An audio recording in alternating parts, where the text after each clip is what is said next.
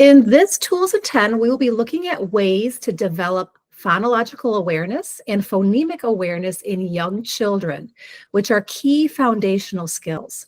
We will talk about a variety of engaging activities that will get your 4 to 5-year-old ready for phonics instruction and get them on the right path to reading success.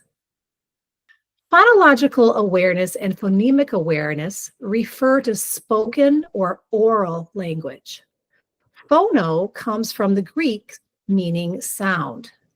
See the AL at the end of phonological?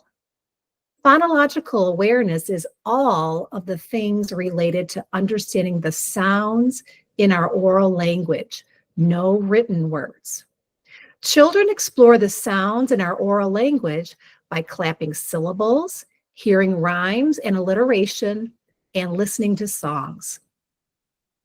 Phonemic awareness falls under phonological awareness, but notice the word one in the word phonemic. The child is focusing on one sound or phoneme at a time. As teachers and instructors, we must engage children in activities that isolate the sounds in words so they can start to hear that words are broken up into individual sounds.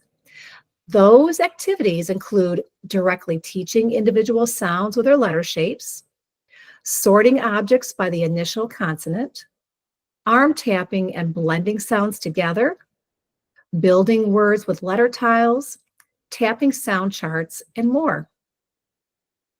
Developing phonemic awareness will prepare a child for phonics, which is a way of teaching reading where I see letters and attach those to sounds and blend those sounds into a word. I can do this for both reading and spelling. Engaging children in phonological skill development activities gives them the opportunity to begin to hear that our spoken language is broken up into sentences, and that sentences are broken into words, and that there are patterns in our words. The books here are not only engaging and fun to read, but more importantly, they include rhythm and rhymes. When you read them, the children will listen closely to the text, the sounds and the words, and begin to notice the patterns that emerge. You might have seen this if you have ever read a book like this, and the child can guess the last word of a line of a rhyming poem.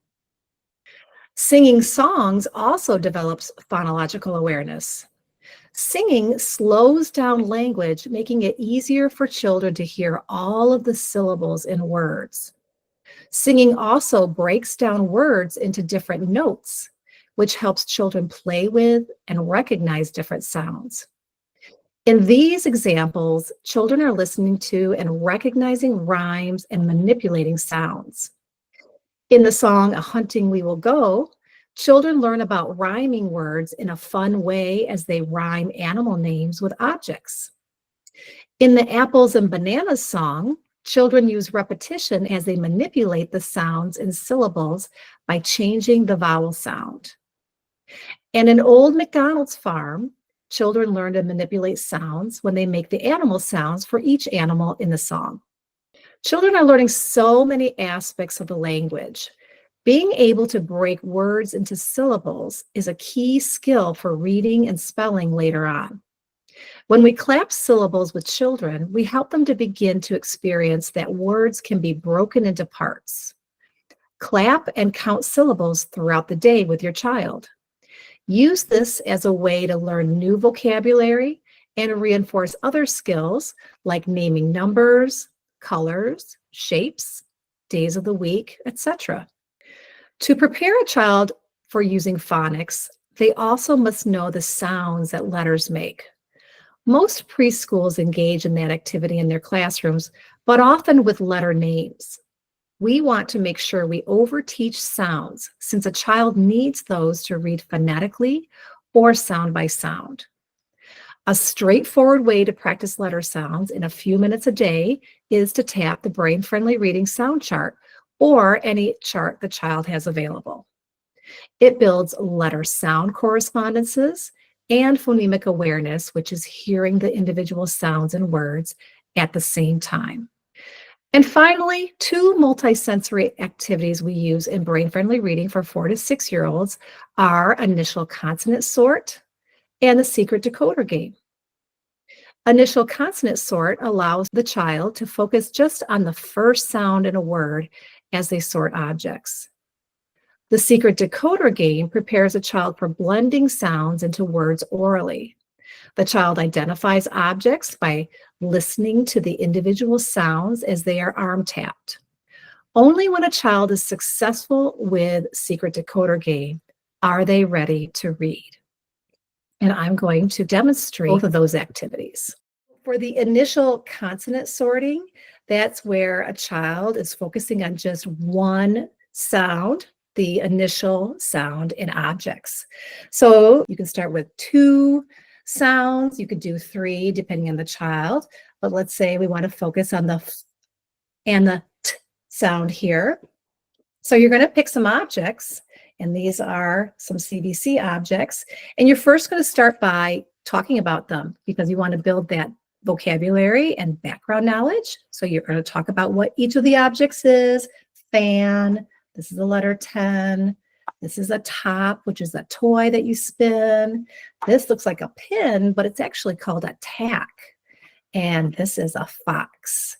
And then you're going to invite the child to pick an object, and they're going to put them on, they're going to arm tap it on their arm. So they may pick this one, and let's put that on our arm. What's it? Top. Let's put it on our arm. So we hear, let's pretend like my whole arm is here. T, ah, p, top. What do you hear at the beginning? T. And which of these is t? And then they're going to place the object where they hear that initial sound. Okay. And they'll do that for each of the objects. 10, put it on their arm. T, eh, n. Think about that initial sound. T. It goes there. Fox. Ox. The beginning sound is f, and we're going to put that. Fish. And so on. And they'll continue to sort the objects. So you could do 2 columns.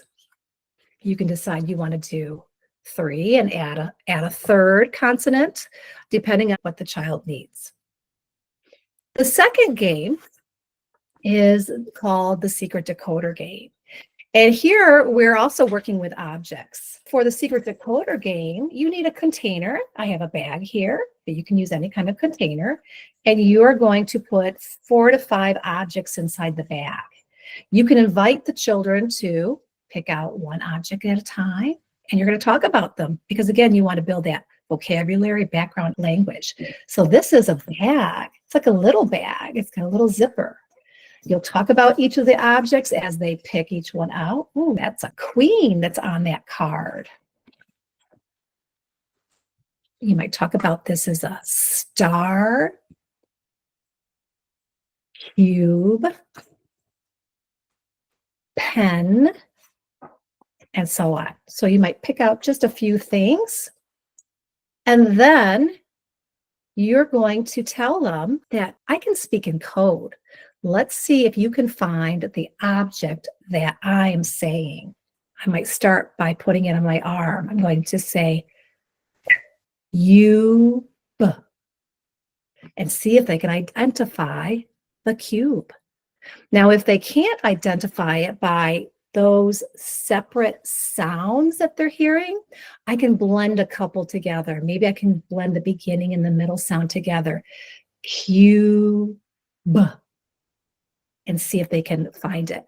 Once they find it, they can put it in the bag, and then you'll go to the next one.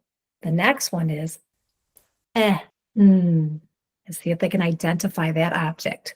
And again, if they can't, they have trouble, you could do it again, or you can blend a couple sounds together.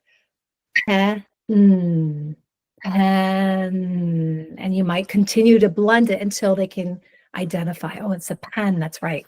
And they can put that in the bag. And you would continue until all the objects are gone. And that's how you play the secret decoder game. It's a lot of fun for children. They love looking at different objects and learning about what different things are. And then they're also listening to those sounds, those individual phonemes, and being able to blend those phonemes together to make a word.